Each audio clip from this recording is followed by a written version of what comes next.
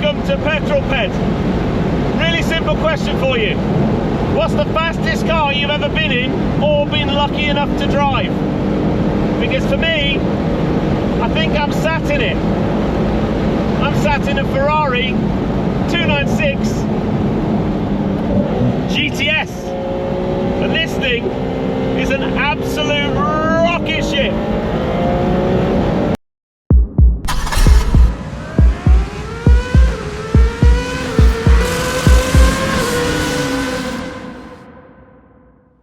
I will always remember the first time I saw the 296 because I was at its unveiling in HRO in Ferrari in London, and on that same evening I got a phone call from Tracy saying that she'd hit a log in Charlie Clubman that ultimately wrote that car off and ended up me buying a Porsche. So there's this link between my Mini and Porsche life and this beautiful Ferrari.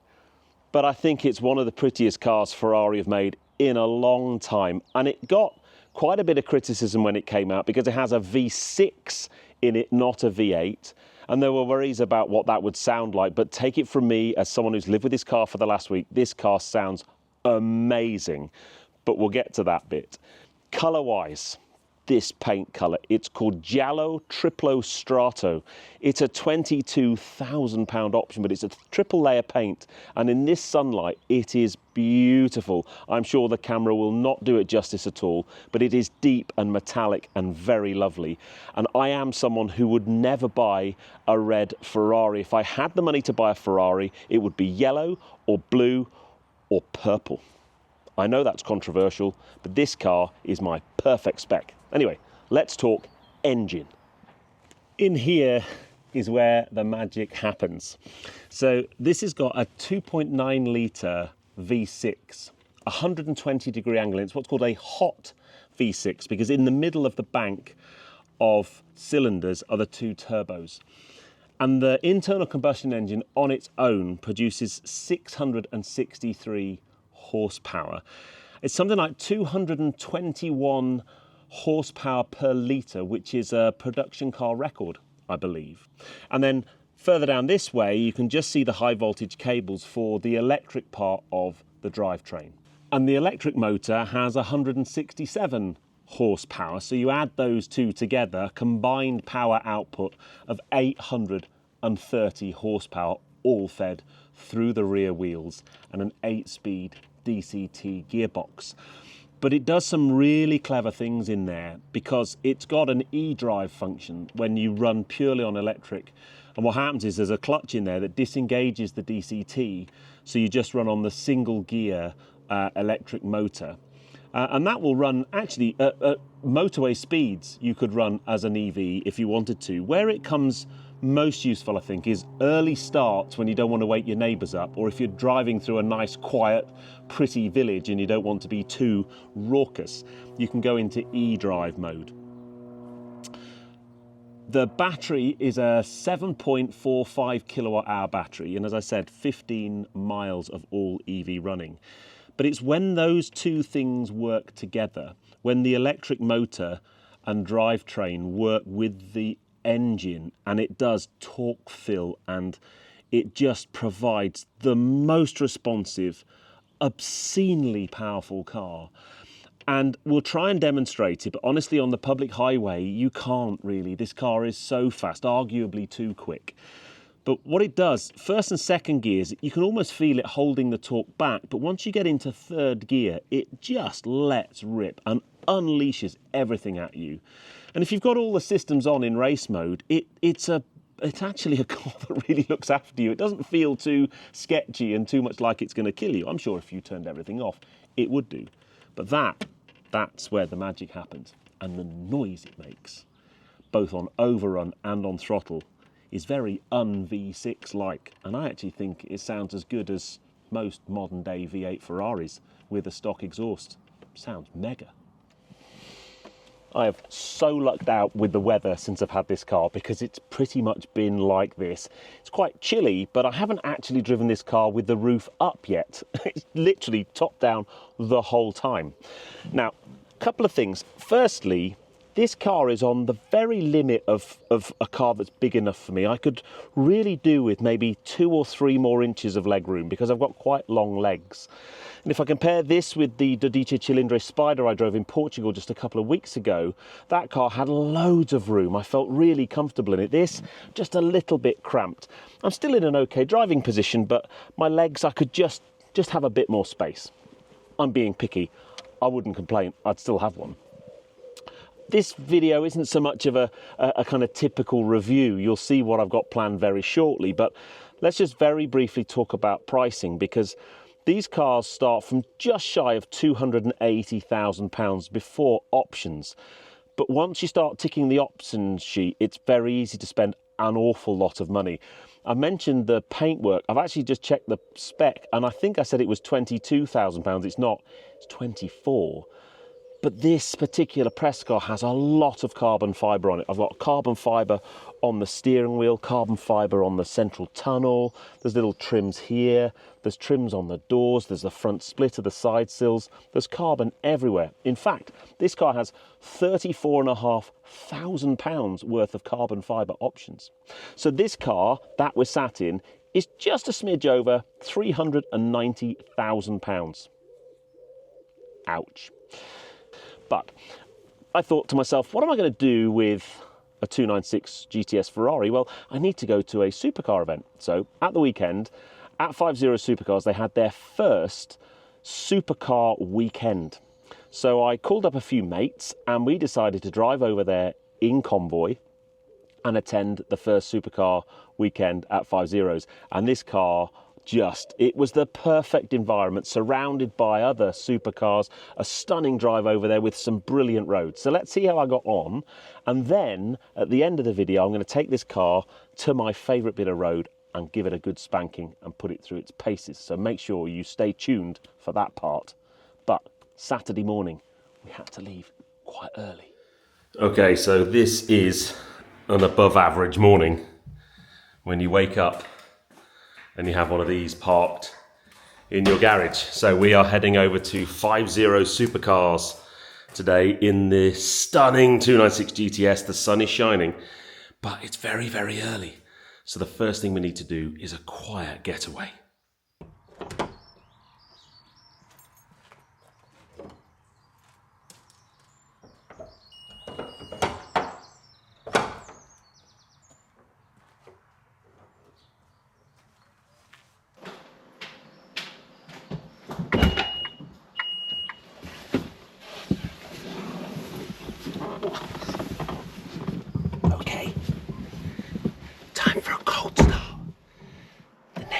Still asleep, so we have to be super careful. So cold start, ready?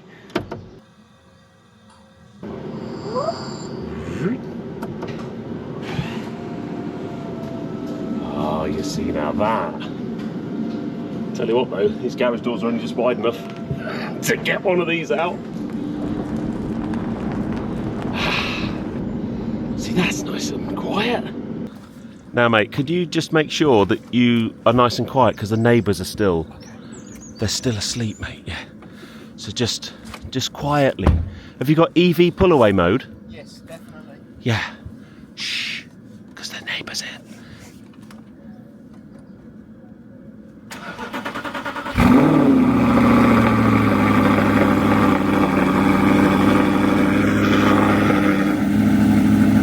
Your husband's very noisy.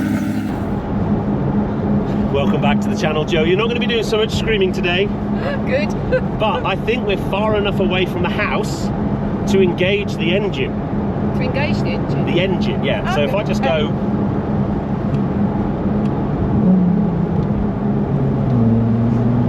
I got an engine now. Excellent. Slight challenge is, it's a beautiful sunny morning, but it is only 2 degrees. And I am on summer tyres. I'm on Michelin Pilot Sport 4 S's actually. But they are still tyres that need a lot of warming up, especially when it's this cold, so I'm going to be super careful. That was a luxury when I had the Pura Sangue recently and it was on winters. This is on summer tyres, so we're going to be very careful. But Will behind and Owen, they're in the R8 and they're on the same tyre. And they're going to be being careful too. Could be better. But it's a beautiful morning. It is, it's lovely. I'm probably going to be freezing by the time I get there. But hence I wore my hat. Yeah, exactly. I should have worn a hat really because I had my hair cut yesterday. Anyway, we're going to warm up. Yep. And then probably when we get to Barton Stacey Services, where we're meeting up with the other cars, we'll switch the cameras on again. Okie dokie. Barton Stacey Services.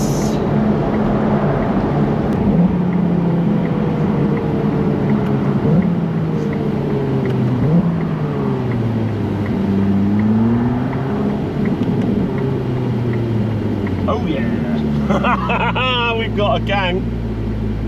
Is that a spider? Oh, Matt's here. Wicked.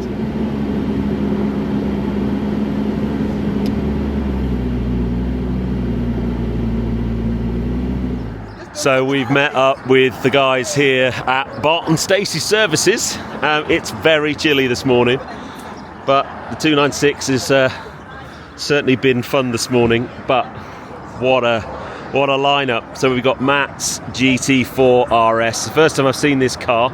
This is the chap who had the Dakar with the Martini livery. We've then got John's Spider RS. That's pretty special. And we've got an Amira. And then over in the far corner of the car park over there, we've got Alan's GT3 Touring. We've got Adam's Exige and Will's parked his R8 over there. So yeah, next stop, let's head over to Five Zeros.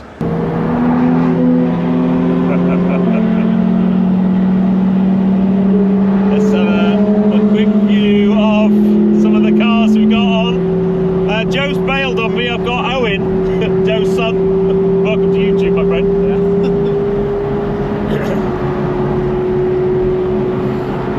Who's your dad?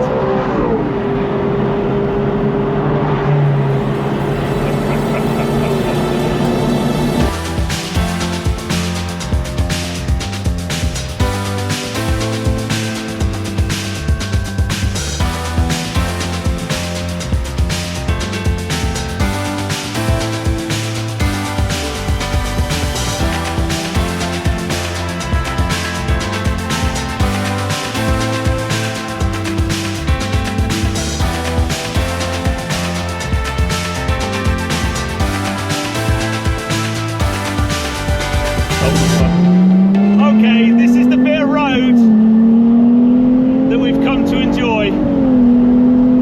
It's a banger. And we have the best supercar convoy. We got your mum and dad behind in the R8, which is sounding pretty awesome.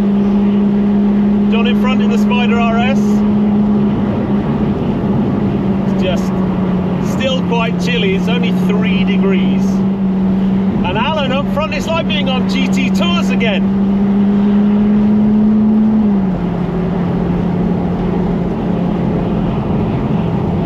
Put it in bumpy road mode. See this, if you're going to go to a supercar event, you need to go in a convoy of supercars. No better way to do it. No. Here we go.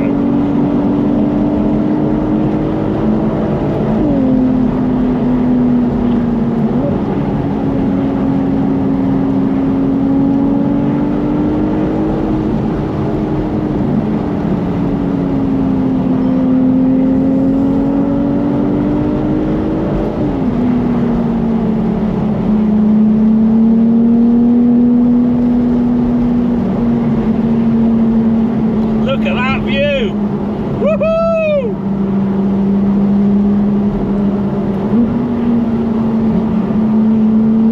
Look at that. Sleeping.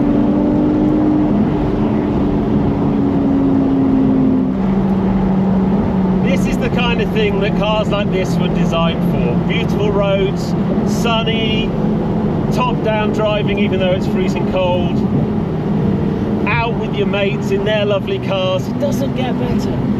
It's pretty much up Doesn't there. get better.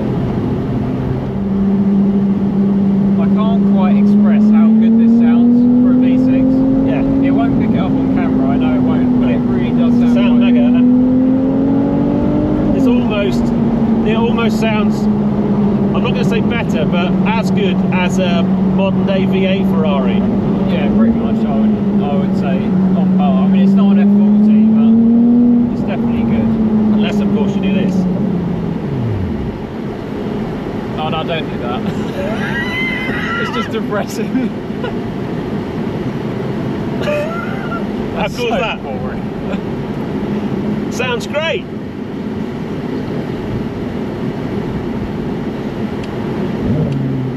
It's good for when you start the car at 6 o'clock in the morning. Well, we've arrived, we've parked up, the sun is shining, and the turnout is excellent. There are some really interesting cars around here, and I've just spotted one that I know the owner. I just need to find him now because that's my mate's car. Very nice GT40 there. So I now need to see if I can find the owner of that car. But yeah, really good turnout, some really nice cars on display. Some of the cars are ones that are stored here. Dan, the legend from 5 Zeros, you all right, dude? Very good, thank you. Matt actually rejoined us again in his 4RS. There's some proper bits of kit here, proper cars. Now we just need to keep walking around and see if we can find Gary, because that's his car. If we come in to the main barn itself, where all the cars are on display, don't forget you can still win that 911 Turbo. You just need to join 5 Zeros. And for every month you are a member, you'll be in the prize draw. But we're over there. There he is. I just said, I saw the car in the car park. Legends. Hello, mate. Hello, mate. Hi, mate. You all right? Oh. Saw the car in the car park, and I thought, they're here. Got to go and find them. Do you want to join us for breakfast? Well, we've just booked a table, but... We've got a table. Okay. Let's go and get some breakfast. Okay. Well, that was a proper breakfast. Now, unfortunately, I'm going to have to leave now because I'm in town tonight at the Brits, as you do. And it's a 2-hour drive home, and I have to be home for 1 o'clock. So we need to get in the car, head off home ASAP. But what a brilliant, brilliant day. They were just saying by 9 o'clock this morning they had 85 cars on site already. And if I just spin the camera around, it is looking very, very busy out here, which is fantastic to see. Here it is. Legendo. How's it Look at that. Look at that gated shifter there. I've got a false one of them in the 296. Yeah, does it all for you, doesn't it? Exactly. No, that's Very nice though. Yeah, it's nice. I've seen John's, that's for SRS, nice. Yeah. Still running it in. Very nice. With you soon. Yeah, you take care, buddy.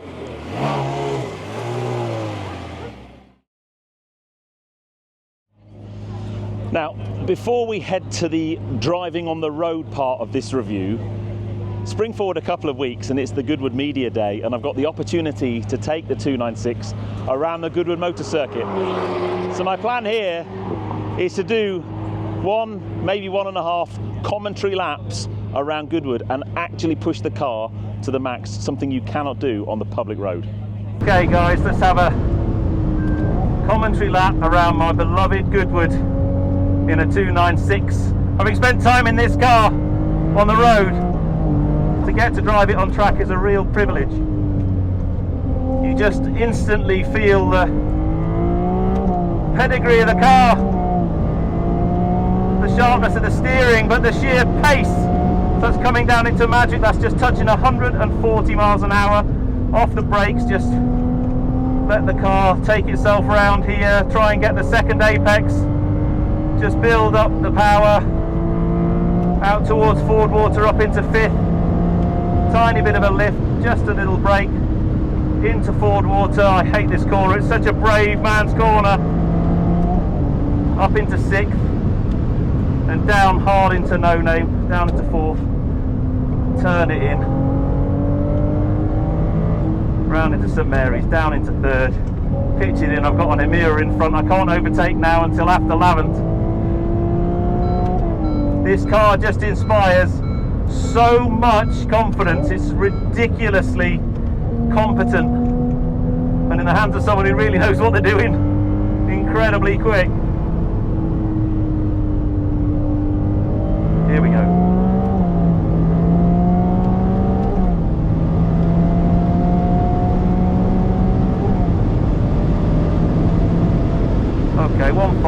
was braking super early there. I could have probably braked about 300 yards way after that.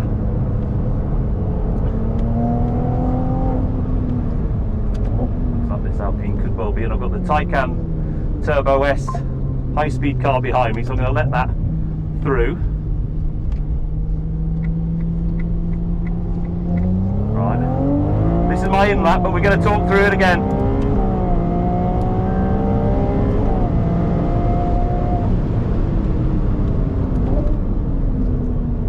Oh man, this car.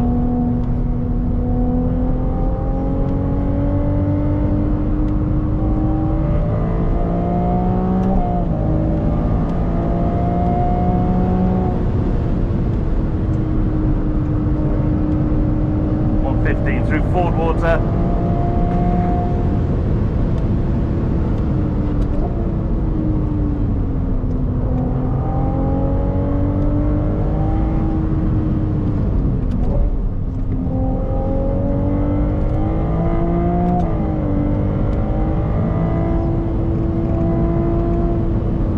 I'm not doing a huge amount of talking now because the pace has gone up.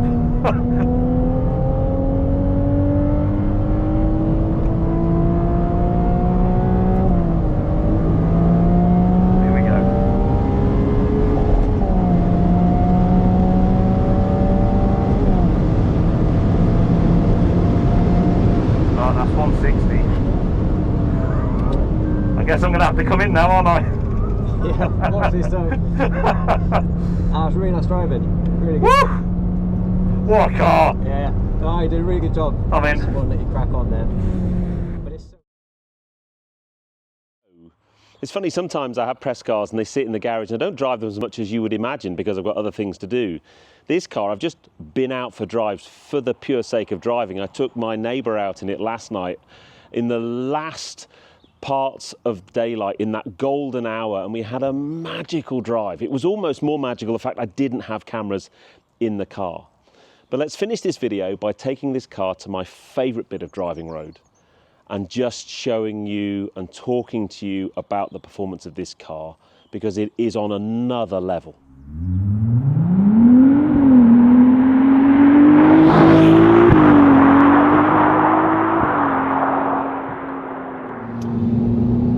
Okay, I always bring my favourite cars down my favourite bit of road. And I do it because it's a really challenging bit of road, especially for a highly strung supercar, because there are bits of this road where the road surface isn't great at all, to be honest. Hero cyclist. Once the tyres are warm up and the engine's warmed up, this car just comes alive. The brake pedal has a huge amount of power to it, but a lovely amount of feel. But it's the steering. Any Ferrari is special when it comes to steering. But just, it's so direct and so sharp.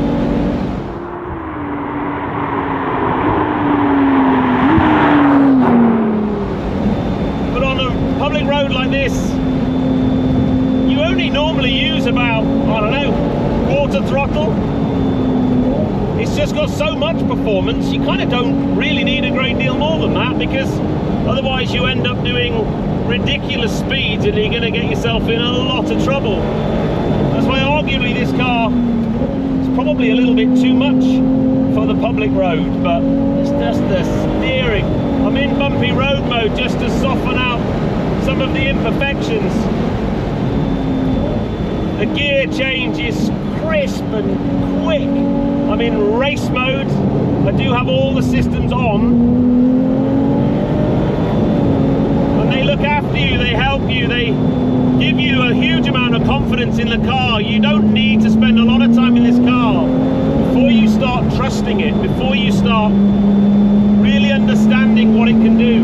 830 horsepower through the rear wheels only is quite an intimidating thing. The dry curb weight of this car is less than 1,600 kilos. Clearly it's going to be a bit more than that wet. Even with the hybrid system, just the way it eats up the road is truly impressive.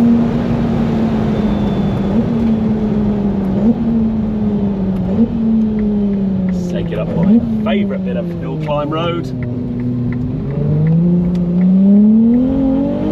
Just scrabbling for grip a bit there, and then tuck the nose. Look at that! Wow! It just has a huge amount of grip. We're on pilot sport. Oh, there's the flutter! I made it happen! And that acceleration's there. There's no turbo lag. The torque fill that the electric drivetrain gives you just gives you instant power everywhere. It's just a stellar bit of kit. So yeah, is this the fastest car I've ever driven? Yeah, I mean, I guess the closest rival I've driven to this is probably something like a McLaren 750S, or from the same stable, the 12 Cilindro Spider. That's pretty rapid as well, although it's probably a little bit heavier. And this feels just more sharp and more direct and much more thoroughbred. Just an incredible thing. But guys, I hope you enjoyed that. And I know I promised to do more affordable cars this year, but I also want to share truly special cars with you and try and get you in the passenger seat next to me as much as I can to experience the best that automotive engineers can do. And this, forget how much it costs. I know that's an easy thing to say. You know, just the engineering in this car. Where do Ferrari go next? What's the replacement to this going to be like? There must come to a point where the engineers sit down and go, right, yeah, our task today is to replace the 296. And someone goes, yeah, should we just go and have some pasta and a nice bottle of Barolo and just enjoy life? Because there's no way we're gonna improve that car, right? Where I'm sat right now, they've got a hell of a task. Anyway, I hope you enjoyed that. If you did, give me a thumbs up. Comments below are always welcome, and if you haven't done so already, please subscribe to Petrol Ped for plenty more content to come. And I'll see you on the next film. You take care, guys. Drive safe. I've now got to drive this back to Slough. Boo! And actually Slough's back that way, so a quick U-turn, I think. Yeah. And coming back down this road.